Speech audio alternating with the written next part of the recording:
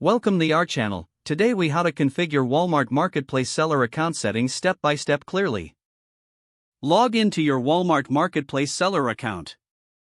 From the dashboard, navigate to the settings option in the left-hand menu.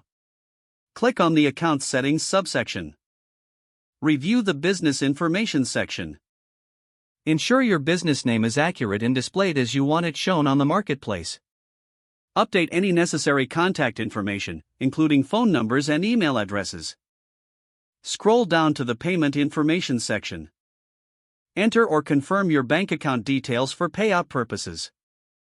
Make sure the account type is appropriately selected as checking or savings. Next, navigate to the shipping settings. Select your shipping options based on the products you sell. Configure your shipping rates, ensuring they are competitive and reflect actual costs.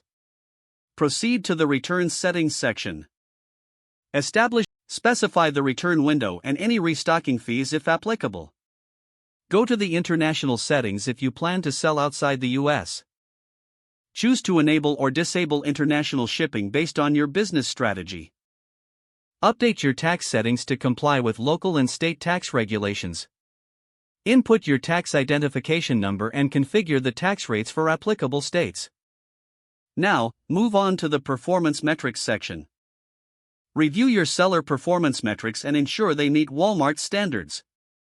Regularly monitor your account for any alerts or notifications from Walmart. Once all settings are configured, click the Save Changes button. Log out of your account when you have finished making the changes.